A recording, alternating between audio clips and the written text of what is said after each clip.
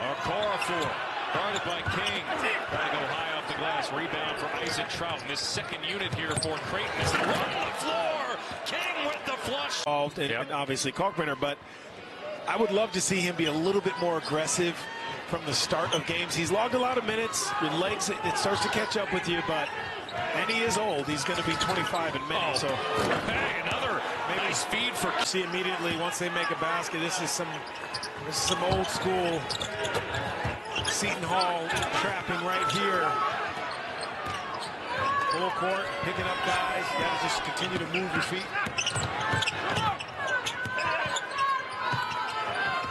And again, it's Ashworth coming out low on that to feed the low post in Fredrick King. Well, it is not a repeat of the 3 overtime thriller they played in Newark last year. A blowout for Creighton on the road and a bounce back performance for them. This will be their 6th win head-to-head in a row against Seton Hall. It'll be the 5th loss in a row for the Pirates.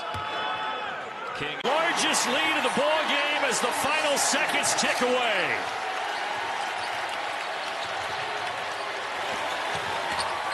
Well, Xavier felt like they had to have it. Over 75% of his shots are threes. I mean, so he may be tall, but he wants to camp out and shoot threes. Ashworth directing traffic. Trout, little high-low game, nice feed, and a good finish played by those two. Well, Creighton right now trying to switch all screens because of the smaller lineup for DePaul. That's just not typically how they play, and you can tell they're out of rhythm. Underneath, good job by Putback. Yeah, Miller just gets in there, Dave, and he wheels and deals, and if he's not aggressive, they don't have an opportunity for that offensive rebound. So even though he missed, it was a really good possession. Oh, with the power dunk with the Maddox and Hunter came in off the bench and were absolutely fantastic. 26 points between the two of them. Yeah, message sent and received from Sean Miller after the St. John's game. He said that was stupid bleep. his bench guys didn't have a field goal. Here's King going to work on Swain, backing him all the way in. For Xavier. Oh, McAndrew crashing into bodies, and King takes the eye off the ball, and it slipped out of his pocket. Meyer is blocked. Was that Ryan Kalkbrenner? No, it was Mason Miller. Doing his Ryan Kalkbrenner impression. Didn't block it with one hand, but 2 hands. How about Mason Miller? He's plenty lanky, that's for sure. 6'9", in the junior. Ty Davis. King, as DePaul is all kinds of blocker, throws it up to Benson, and it's Fredrick King who denies it. Mason Miller. King owns the dunk from 3-point range in the game. J.J. Traynor makes it 1 for 18, and Zugic hustles down the rebound. Mason Miller keeps it away from Connor Enright, who still almost took the ball away from Ty Davis. Big minutes for Fedor Zugic. Number 7 with the ball here. Really needs you to settle in.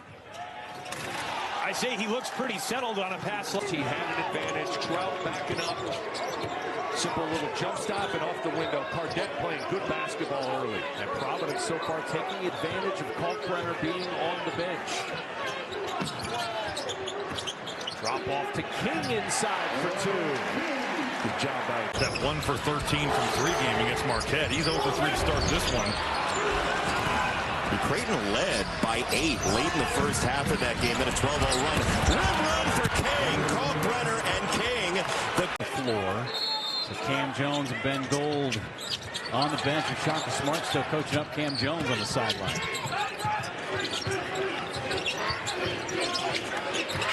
So now with these guys on the floor for Marquette, where's your scoring come from? That's a question on the other end. They go up top to King for the alley-oop. Oh, man, it's on the bench here. Mitchell for 3.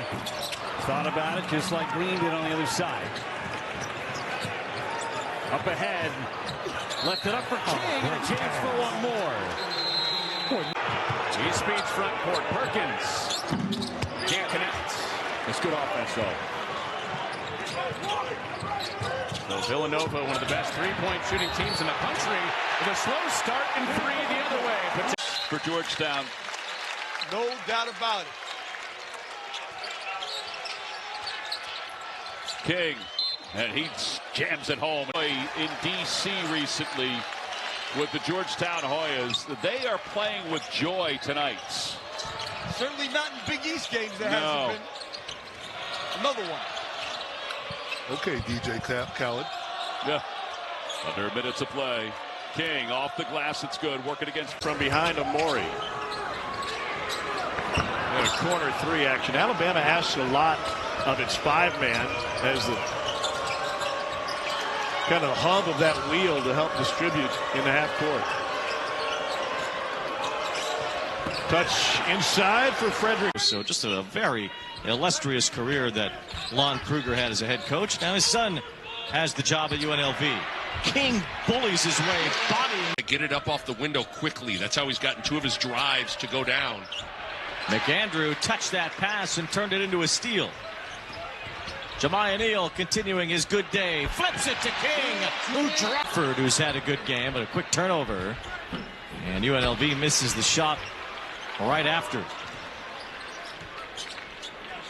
Things getting a little unsteady without Ashworth on the floor or Kalkbrenner. Neal, another feed. King drops it in. 24 in the overtime loss to Rutgers. Jamiah Neal from the middle of the lane. And there's King on the offensive glass. Activity to his left. That's a thing of beauty. Eyes from the corner. Lauren, what more on Ashworth do you have?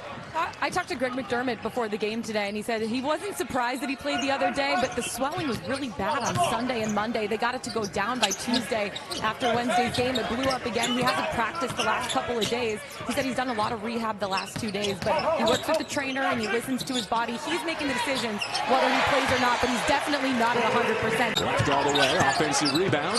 Davis dips in. He's got his own, but throws it to Isaacs. Ashworth thought about it.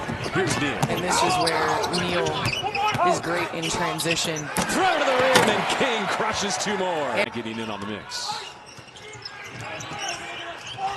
King has the answer. And a free throw to follow. Brenner, I think King can do all he can right here to make up on the offensive end with activity, but there's no covering for 7 foot length inside. Isaacs finds King. I stand corrected. Instead, the Irish go 0-2 in the pool competition, find themselves in the 7th place game here against Ashworth and the Blue Jays. King against Sundra, that's a mismatch, and the Blue Jays take advantage. Off the bench yesterday. They give him a deep touch after his own. And that's the energy. Candace Parker, you gave us a little bit of Shaq, you gave us a little bit of Chuck. What is your favorite impression to do? And also for giving us the impressions. It's amazing. Yeah, I just go to work. That's what I do. JV, Candace, sending it back to you. Candace, you got your Shaq impression. I got my Shaq impression. I got the back and forth from Chuck. And the only thing, he didn't mention any donuts, so I'm a little disappointed. Great find. Back-to-back buckets from Fredrick King. Right there. Coming out, knocking down threes. They did it from the paint in the first half, and now they're doing it from beyond the arc in the second.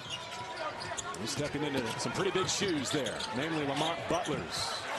King gave Creighton great minutes in the first half. Send a lot to the offensive glass. They're very good offensive rebounding. However, as you point out, this is a different situation for them playing here on the road at Creighton. They got to change their philosophy on the fly to stay in this game. Here's King.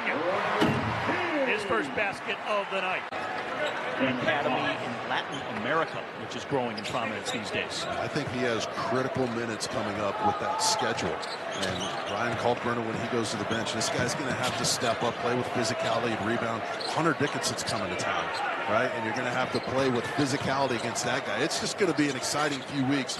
But big number 33 is going to have to be ready to go.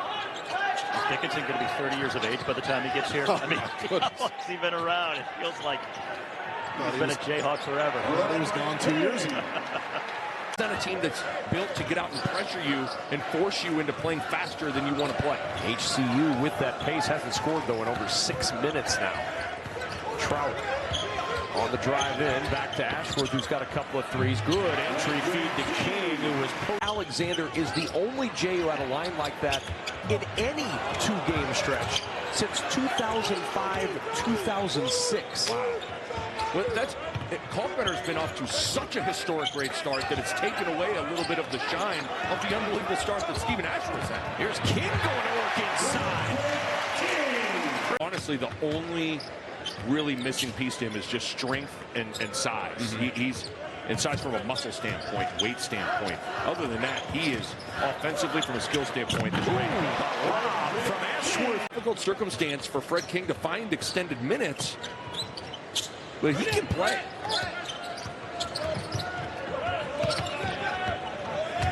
Just to back it out to Ty Davis, another freshman. He's going to get some extended minutes here tonight. We've seen both Ty Davis and Shane Thomas. Another feed. Pop Isaac's finding.